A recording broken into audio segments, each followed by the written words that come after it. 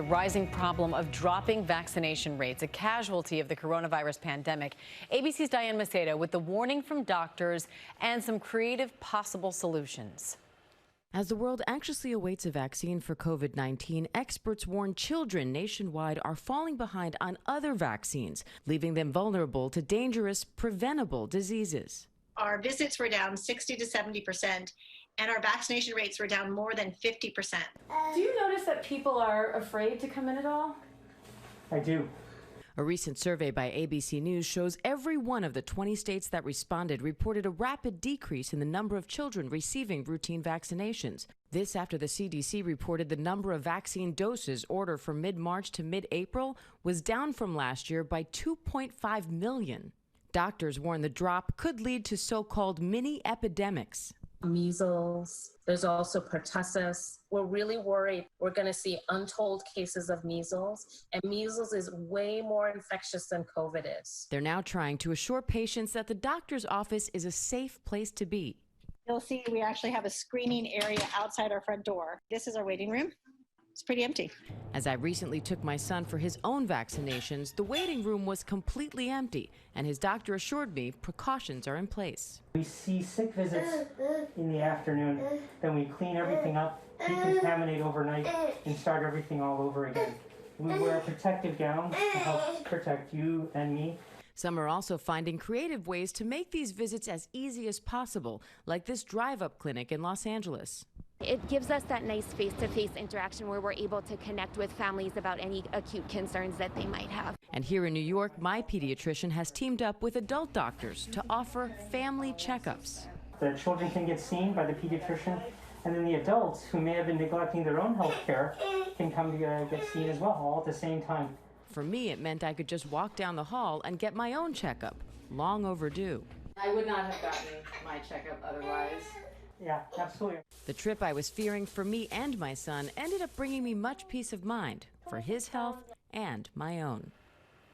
And our thanks to Diane for that. A challenge parents and caregivers are facing right now is understanding the importance of getting your children vaccinated, even and maybe even especially during a pandemic. As you just saw, our very own Diane Macedo faces these struggles with her baby, and so to shed a little more light and answer a few questions on the topic of vaccines, please welcome Dr. Harvey Karp, renowned pediatrician, sleep expert, inventor of the snoo, and New York Times bestselling author.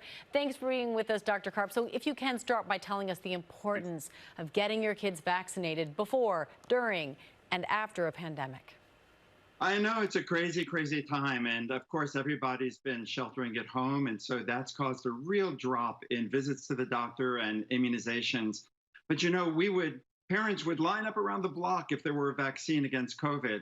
And we have great vaccines against so many illnesses that are even much more serious for young children than COVID is. Measles, meningitis, things like that, whooping cough, which can be quite serious and land children in the hospital or even worse. So it's understandable why there's been a reduction in the number of vaccinations. Some states like Massachusetts and Minnesota show a 60 or 70% drop.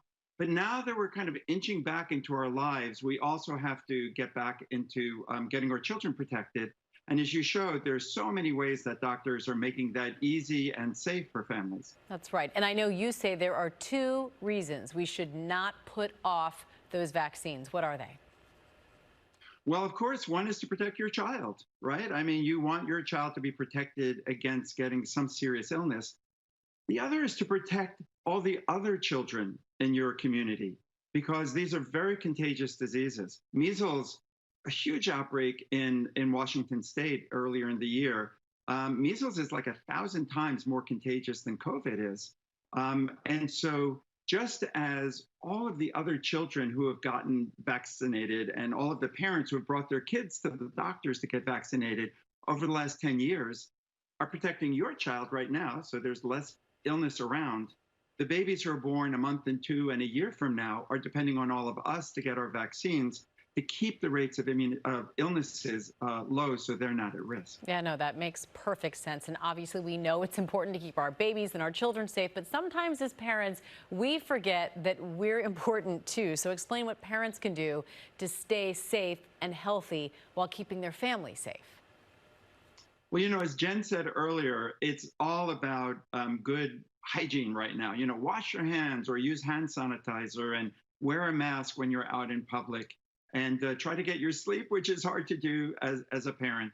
But, you want to do the best you can to avoid COVID right now. That's the big scary thing. And the last thing a parent wants is to get sick with that.